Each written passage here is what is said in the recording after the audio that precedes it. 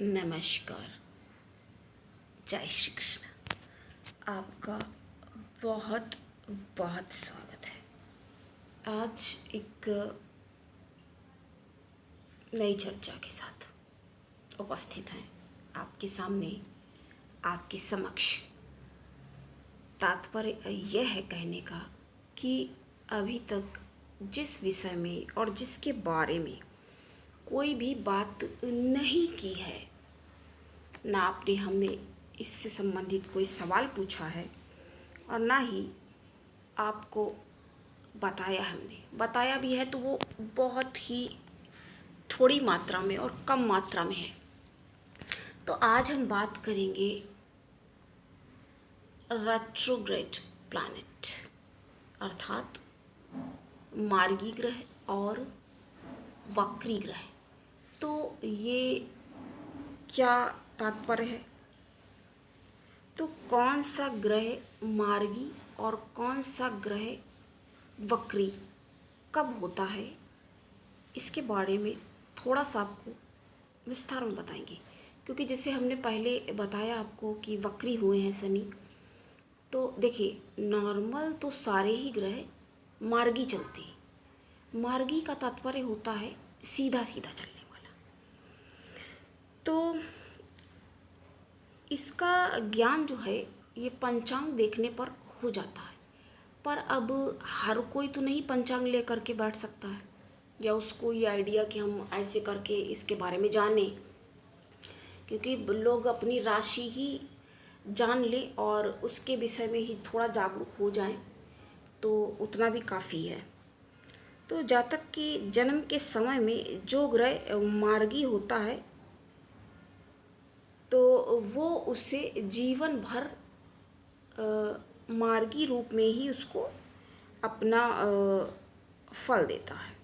और जो ग्रह वक्री होता है वो जीवन भर वक्री ग्रह के रूप में ही अपना फल प्रदान करता है। ये तो एक नॉर्मल बात हुई वक्री और मार्गी के बारे में। लेकिन एक बात यहाँ ध्यातव्य ये है कि राहु और केतु जो हैं, वैसे तो ये क्रूर ग्रह या पाप ग्रह, सर्वाधिक पाप ग्रह जो है वो शनि को माना गया है। तो शनि जिसके लिए बहुत वैसा होगा, योग कारक भी हो या जो भी है, तो फल तो बढ़िया देता है, अंततः फल बहुत बढ़िया देता है। लेकिन सर्वाधिक पाप ग्रह भी शनि को माना गया है और राहु और केतु ये असल में, और शुक्राचार्य, ये जो हैं ये राक्षस प्रवृत्ति वाले थोड़ा माने गए। मतलब कहने का तात्पर्य यहाँ ये होगा कि ये देवता वाले और ये राक्षस जो दैत्य के अंतर्गत, क्योंकि दैत्यों के आचार्य है ना शुक्राचार्य, हम पहले भी आपको बता चुके हैं। लेकिन आज हम बात मार्गी और वक्री की करने लगे। तो इसके अतिरिक्त ये भी है कि पंचांग में दैनिक गोचर गति के अनुसार भी जो ग्रह मार्गी वक्री होते रहते हैं तो वो भी जातक के जीवन पर अपनी गति के अनुसार ही वो अपना फल प्रदर्शित करते हैं, क्योंकि अनुसार अलग ही प्रभाव वो डालते हैं। देखिए अब हम आपको बहुत इम्पॉर्टेंट बातें बताने वाले हैं। तो देखिए सबसे पहले हम आपको बताएंगे इसका अर्थ क्या होता है। मार्गी का अर्थ क्या होता है आखिर? ये मार्गी, ये जो लोग बोला करते हैं तो इसका मतलब क्या होता है? तो देखिए इसको ऐसे समझा जाएगा, मार्गी ग्रह उसे कहते हैं जो ग्रह अपने थोड़ी देखो गर्मी इतनी है, जो भी ग्रह अपने मार्ग में सीधा सीधा जैसे कोई चलता है, अपने रास्ते चलता चला जा रहा है, सीधा आगे की ओर चलता रहे। यानी यदि कोई ग्रह सिंह राशि पर है तो सिंह राशि पर अपना समय पूरा करने के बाद आगे की राशि पर, अर्थात सिंह के बाद कौन सी राशि आती है? कन्या राशि पर। तो कन्या राशि पर जब हो जाए और कन्या राशि पर अपना जो समय उसको पूरा करना है, उसको पूरा करने के पश्चात वो कहाँ जाएगा? आगे की राशि पे जाएगा। कन्या राशि के तत्पश्चात क्रमशः तुला पर और वृश्चिक, तुला, वृश्चिक, धनु, मकर, कुंभ और मीन पर जब हो जाए, तब ऐसे लाइन से चलता जो ग्रह रहेगा तो उसको सीधे चलते जाना है। मतलब हर राशियों पर सीधे चलते जाना चाहिए इसी ग्रह को, तब उसको मार्गी ग्रह कहा जाता है। हमें लग रहा है यहाँ से क्लियर हो गया। तब उसको मार्गी ग्रह कहेंगे। ऐसा सीधी चाल वाले ग्रह को मार्गी ग्रह कहा जाता है, क्योंकि ये सीधा सीधा चल रहा है। लेकिन एक बात हम आपको बताएंगे, सारे ही ग्रह कभी ना कभी मार्गी तो रहते ही हैं। नॉर्मल हमने बताया ना, सारे ग्रह मार्गी रहते हैं, मार्गी रहते हैं और कभी कभी वक्री हो जाते हैं। उसी समय में अगर कोई ग्रह मान लीजिए मार्गी है और वक्री हो गया, एकाएक अचानक, अचानक क्या, जब भी मतलब उसका समय, और उसी समय में अगर किसी बच्चे का प्रादुर्भाव, अर्थात मतलब कोई बच्चे का जन्म यदि हो जाता है, तो उसके जन्मांक में वो ग्रह वक्री बैठेगा। वैसे नॉर्मल वो सीधा चलता है। हमें लग रहा है हमें यहाँ से समझा पा रहे हैं आपको, क्योंकि इससे सरलता से कैसे बताया जा सकता है, ये तो अब इससे ज़्यादा सरल तो हमें लग नहीं रहा कोई और बता सकता है। अब हम नेक्स्ट बात करेंगे वक्री ग्रह। तो वक्री ग्रह किसको कहते हैं? तो वक्री ग्रह उनको कहा जाता है जो ग्रह अपने मार्ग पर सीधा चलने की बजाय पीछे की ओर लौट जाते हैं। अर्थात अब इसको उदाहरण से हम आपको समझाएंगे। उदाहरणार्थ, जैसे सिंह राशि पर यदि कोई ग्रह चल रहा है, जैसे मान लीजिए शनि चल रहा है, हमने अभी आपको शनि ट्रांजिट और परिवर्तन के बारे में थोड़ा बताया भी है। सभी के बारे में बताते रहते हैं कि जो ज़रूरी होते हैं। और अभी 18 तारीख से शुक्र का भी परिवर्तन हो गया है, सही है वो भी परिवर्तन। सभी ग्रह अपने हिसाब से चलते रहते हैं। तभी तो देखिए इंसान को कभी सुख मिलता है, कभी दुख मिलता है, कभी अच्छा लगता है, कभी बुरा लगता है। ऐसी परिस्थितियाँ, सर्कमस्टेंसेस, सिचुएशन ऐसी सामने क्रिएट होती रहती हैं। ऐसा हमें लग रहा है, समझ में आ रहा होगा आपको। तो गोचर में यदि कोई ग्रह पीछे की ओर चला जाए, जैसे कहा ना हमने सिंह में चल रहा है, उसके बाद ये पीछे यानी कर्क में चला जाए, जहाँ ना उसको अगर मार्गी होगा तो कहाँ जाएगा, अभी हमने आपको पूर्व में बताया, कन्या राशि में जाएगा। अगर वो उधर ना जा करके पीछे चला गया तो अर्थात अब ये वक्री ग्रह चलने लगा। हमें लग रहा आप समझ गए। तो इस तरह से ये ग्रह वक्री हो जाते हैं। तो आज हमने आपको वक्री और मार्गी के बारे में बताया। अब हम आपको थोड़ा बताएंगे ग्रहों का दिग्बल जैसे क्या होता है। कोई भी ग्रह जो है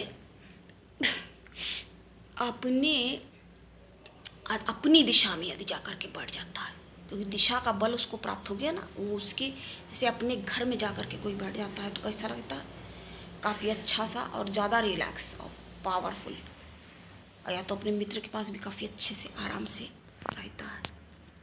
तो हम बता रहे हैं ना इसके बारे में आपको, तो ये ऐसे हो जाता है। तो आज हमने आपको इसके बारे में बताया। और एक बात हम आपको बताएंगे, जैसे कुछ लोगों के लिए, जैसे जिनके लिए मारक है, यदि मान लीजिए कोई ग्रह, जैसे मान लीजिए 1 मिनट के लिए शनि किसी का मारक ग्रह बनता है, तो अगर उसके जन्मांक में अगर वो कहीं वक्री होकर के बैठ गया तो ये एक बहुत ही ज़्यादा शुभ स्थिति का निर्माण करेगा। कुल मिला के ये लगभग लमसम ऑलमोस्ट कहाँ पहुँच गया, राजयोग के करीब पहुँच गया, क्योंकि अब वो अपने दुष्परिणाम देने के लिए बाध्य नहीं रह गया। तो ये सब होता है ग्रह नक्षत्रों का खेल, बहुत विचित्र है। और एक बात हम आपको बताएंगे, इसका नाम क्या है जो हम आपको बताया करते हैं, इसको कहते हैं ज्योतिष। ज्योतिष, ज्योति ईश को मिलाकर बना है ज्योतिष। तो ज्योति यानी उजाला, अंधकार से जब कोई उजाले की ओर आता है, उजाले में क्या है, उजाले में रोशनी होती है, कुछ भी सही प्रदर्शित और दिखाई देता है। तो ज्योति और ईश यानी जो ज्योति है, ईश यानी ईश्वर की, तो ईश्वर की जो ज्योतिष है, ज्योति है जो ईश्वर की, उसको ही ज्योतिष कहते हैं। और उसके बाद भी लोग इनके साथ दुर्व्यवहार करने पे पीछे नहीं हटते। दुर्व्यवहार करने से भी लोग बहुत मिसबिहेव क्या करते हैं, हाँ ये है वो है, कुछ भी बोलते हैं। ऐसे करना चाहिए क्या? तमाम लोग देखिए हमें भी हर्ट करते हैं, मतलब एक होता सम्मान मानना तो दूर की बात, उल्टा इग्नोर करेंगे, अवॉइड करेंगे और भी तरह से परेशान करना। मतलब आप समझ सकते हैं कैसे कैसे लोग करते हैं। तो मेरी भी कई बार हिम्मत नहीं होती। वैसे तो मालूम है जो भाई जैसा है, अब दुष्ट है तो भाई दुष्टता ही फैलाएगा, धूर्त है तो धूर्तता ही दिखाएगा, क्रूर है क्रूरता का ही परिचय देगा, क्रुएलिटी ही तो दिखाएगा ना वो। जब दुष्ट इतना है, जब कोई नीच प्रकृति का है, तो उससे आप अच्छाई की कैसी अपेक्षा कर सकते हैं? नहीं कर सकते हैं ना। वही बात हो गई ना। अब तो दादुर बोलिए, हमें पूछिए कौन। मतलब मेढक का जब बोलने का समय टर्रा टर्रा का आ गया, तब वही तो बोलेगा। बुद्धिमान मनुष्य को उसके बीच में बोलने का क्या औचित्य रह गया? कोई तात्पर्य नहीं रह गया ना। बुद्धिमान व्यक्ति को कौन सुनना पसंद करेगा? सुनना तो वही चाहेगा ना जिसके पास स्वयं की भी कुछ बुद्धि नाम की चीज़ होगी, वही तो पसंद करेगा। देखिए हमने आपको आज क्या बताया ज्योतिष के बारे में। ज्योति है जो ईश्वर की, वही है ना ज्योतिष। वही तो इंसान अपने लिए, अपने को सही प्रदर्शित करने के लिए, और कहते हैं ना खाली खोपड़ी शैतान का घर, ये भी कहा जाता है। तो जो लोग बिल्कुल खाली व्यर्थ बैठे रहते हैं ना, तो उनको लोगों में अच्छाई तो देख नहीं सकते कितनी अच्छाई है, लेकिन वो अच्छाई बुराइयाँ कैसे इसमें निकालनी है हमें दृष्टिगोचर करनी है। जो अच्छाई है उसको ही बुराई में बताएंगे, वही उसकी बुराई बताते हैं, उसको ही बुराई के रूप में प्रदर्शित करके बताएंगे कि भाई ये तो ऐसी हैं, ये तो अपने में ही रहती हैं, अपने में से मतलब है, या पता नहीं है और क्या क्या। क्योंकि इस तरह के लोगों की जबान जो होती है वो कैसी कर्कश और क्या होते हैं, बताएंगे कभी इसके बारे में। बताते हैं ना आपसे, अनचाहे भी लोग पाप कमा लेते हैं यकायक अनायास, और कभी पुण्य कमाने का यूं ही मौका गंवाते रहते हैं। तो आज हमने आपको इनके बारे में बताया, वक्री और मार्गी का अर्थ। तो ये जो ग्रह होते हैं ये बहुत ज़्यादा इम्पॉर्टेंट होते हैं। और एक बात हम आपको बताएंगे आज फिर से, अस्त ग्रह। तो ये अस्त ग्रह थोड़ा सा और भी बातें आपको बताते रहते हैं दुनियादारी की। ये कैसी बातें हैं? दुनियावी बातें हैं, दुनियादारी की बातें। कितना मक्कार और स्वार्थी और धूर्त हो चुका है इंसान कि अपने भले के लिए कौन से लेवल पे, अगर हम अच्छी एडवाइस भी करेंगे, एडवाइस तो वो ले लेंगे, लेकिन आपको ही बुरा बना करके और नीचा दिखाने का भी मौका बिल्कुल नहीं छोड़ेंगे, और आपको ही गलत साबित करके रख देंगे। जैसे कहते हैं ना छल कपट कितना भरा हुआ। अब हम एक बात आपको और बताएंगे, जब भगवान भी स्वयं कलंक से नहीं बच सके, झूठे कलंक का मतलब क्या होता है? जो झूठा इल्ज़ाम किसी के ऊपर लगाया हो, कोई भी बात मतलब जो ना हो, अनर्गल प्रलाप जिसको कह सकते हैं, इस तरह की बातें अगर कोई किसी के बारे में कहता है, जैसे कोई सच बोलता है, उसको यदि कह दो कि ये झूठ कहा इसने, तो उसको समझ लीजिए कितना आहत होगा। जो व्यक्ति सच के लिए लड़े और स्वयं प्रयास करे, प्रयासरत रहे और मेहनत से सच्चाई, ईमानदारी, न्याय। लेकिन एक बात हम फिर से बताएंगे, चाणक्य ने भी देखा। अब आप कहोगे हम बीच में चाणक्य की बात बता, चाणक्य नीति ने भी कहा बहुत अधिक ईमानदार होना भी बहुत खराब परिणाम ला सकता है, ये बहुत घातक हो सकता है। अगर कोई व्यक्ति ईमानदार है, बहुत ज़्यादा ईमानदार है, तो ये घातक परिणाम हो सकते हैं उसके स्वयं के लिए, बाकी किसी को। क्योंकि बाकी आदमी तो पता है फिर क्या करेगा, फ़ायदा उठाएगा ना, फ़ायदा उठा करके अपना मार्ग से प्रशस्त करेगा। और जब अपना मार्ग प्रशस्त कर रहा है, आपको हानि पहुंचाता कोई चला जा रहा है, तो ये क्या उचित है? ये सही है? इसको सही कहा जा सकता है? स्वयं विचार कीजिए ना। बहुत कुछ है भी बताने के लिए आपको, अभी हम इतना अच्छे से हो नहीं पा रहा है, क्योंकि काफ़ी सारी व्यस्तता हमारे पास भी बहुत ज़्यादा। बताएंगे आपको हर आदमी, देखिए कहते हैं ना संसारी दुखालय, हर आदमी जूझ रहा है। कोई देखिए दुख, कहते ना, जिसकी मेंटालिटी अगर सकारात्मक सोच है तो इंसान कितना कुछ झेल भी रहा होगा फिर भी हिम्मत रखेगा और आपसे अच्छे से पेश आएगा, अच्छे से बात करेगा, ठीक है। और अगर कोई बहुत ज़्यादा निगेटिव है तो कितना भी उसके साथ अच्छा होगा ना, वही बात हो गई, आधा गिलास पानी भरा है, अरे आधा ही गिलास है। निगेटिव आदमी ऐसे बोलेगा। तो वो दुखी व्यक्ति जो होएगा, जिसको दुखी होना है, तो यानी कि उसके में शनि है ज़्यादा ही खराब। शनि उसको दुख दिखा रहा है, क्योंकि शनि दुखदाई का है ना। तो वो क्या करेगा, वो नकारात्मक ही बात करेगा, वो दुखी होने का ही। अब कोई कितना परेशान, अभी हमने देखा किसी को, क्या मतलब बताए, काफ़ी कैसी परिस्थितियों में लोग होकर के, टूटा सा पलंग और उसमें भी हंस रहे लोग, मुस्कुरा रहे हैं, हंस के जीते हैं लोग, ऐसे भी हैं। हम बात कर रहे थे तो एक उदाहरण वाली बात हुई। तो हर आदमी कोई ना कोई चीज़ से, पैसा है किसी के पास तो उसको बीमारी घेरे हैं, बीमारी नहीं, स्वस्थ है तो पैसे से परेशान है, पैसे की किल्लत से जूझ रहा है। तो तमाम तरह की समस्याएं प्रदर्शित होती रहती हैं।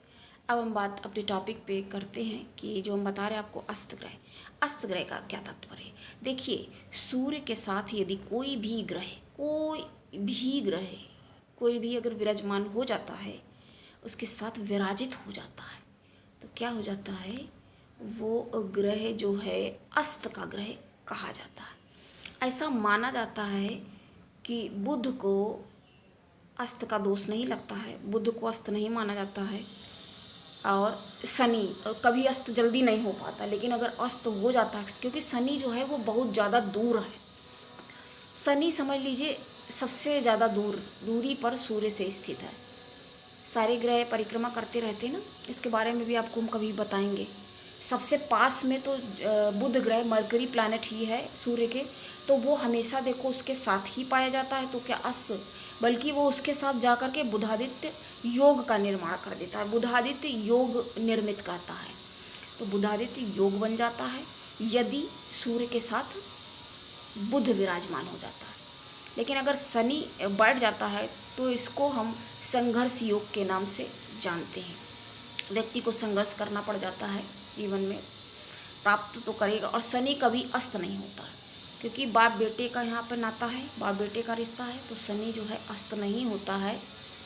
और राहु केतु तो अस्त होने का सवाल, वो तो उल्टा सूर्य को ग्रहण लगा देते हैं। जी हाँ, क्योंकि सूर्य चंद्रमा ने ही उनकी शिकायत की थी, तो भगवान नारायण ने उसका मस्तक, राक्षस था ना ये, इसकी कहानी हम बता भी थोड़ा चुके हैं, लेकिन आपको फिर से इसके बारे में हम बताएंगे अच्छे से, जैसे अगर कोई क्लियर नहीं हुआ तो ये बैठ गए जाके और अमृत पान कर लिया। जब धोखे से, जब अमृत पान सभी देवताओं को कराया जा रहा था, तब ये दानव ने भी कर लिया और सूर्य चंद्रमा ने देख लिया।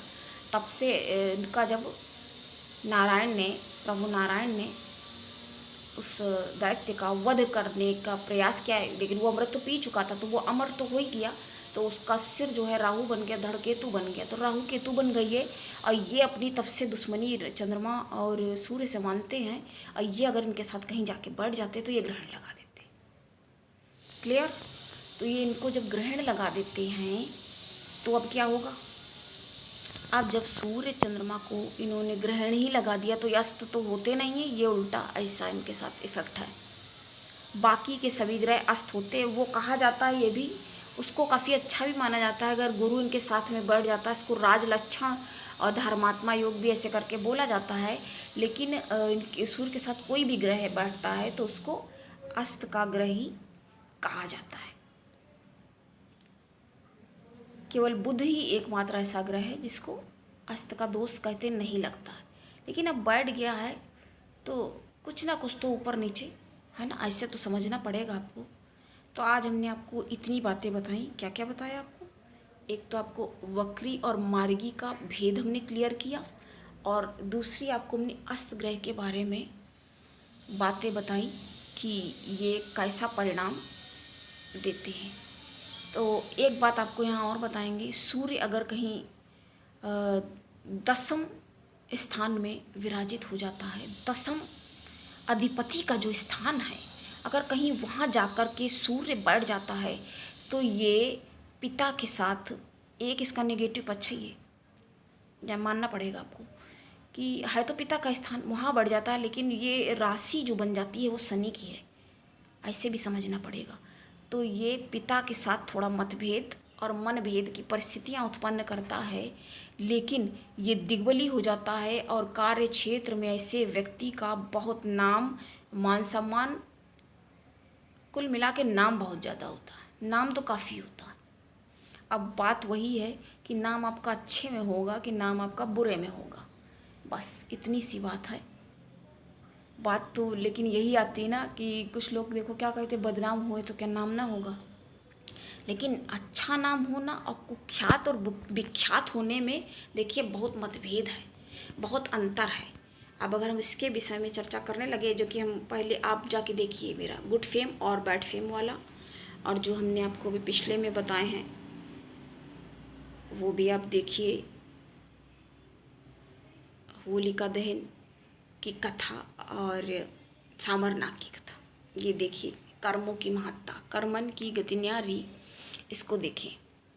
बता रहे हैं ना, जैसे 2 पार्ट में बन जाता, एक में पता चला बिल्कुल ही व्यूज़ कम हो गए, मतलब आधा वही पार्ट उसी का है। तो ये सारी चीज़ें भी हो जाती हैं, इस वजह से हमें ये कहना पड़ता है।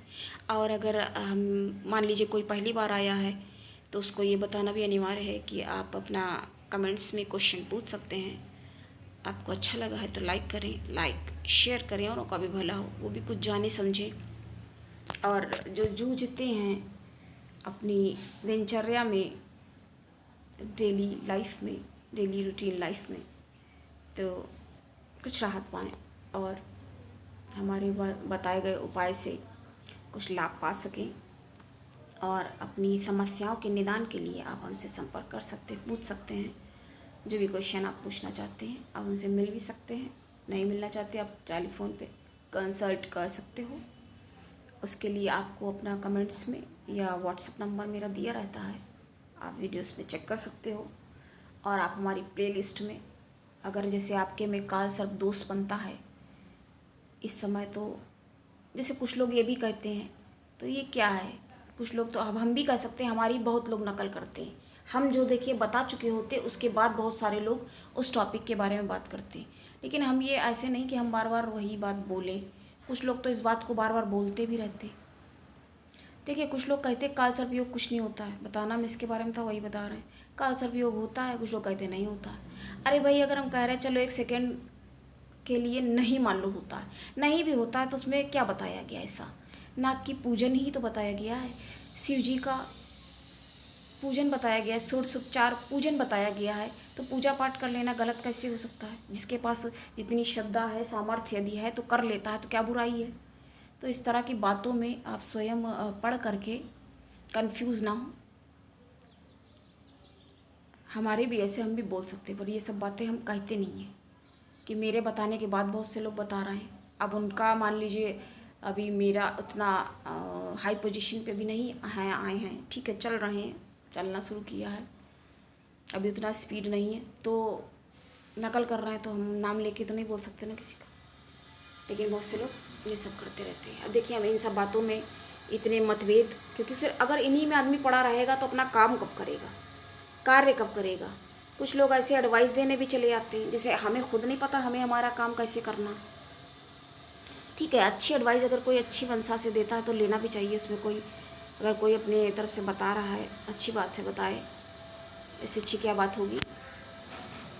लेकिन फालतू की बातों में नहीं पड़ना है।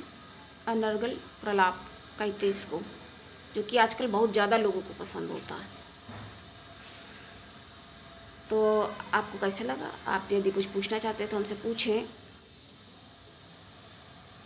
और अभी के लिए इतना ही। अब हम यहीं अपनी वाणी को पूर्ण विराम देंगे और फिर नेक्स्ट वीडियो में नए टॉपिक के साथ मिलते हैं आपसे। और हमें काफ़ी कुछ बल्कि आपको बताना था, अभी बहुत कुछ है बताने के लिए। अभी देखिए शुक्र का अभी राशि परिवर्तन हो गया है 18 जून को। तो अगर आप और कुछ वैसे जो ज़रूरी होता है वो हम बताते रहते हैं। जन्मांक विश्लेषण का कार्य हाँ अभी थोड़ा स्थगित है इस समय। और फिर मिलते हैं नेक्स्ट वीडियो में, तब तक के लिए अपना बहुत ख्याल रखें। नमस्कार। जय श्री कृष्ण।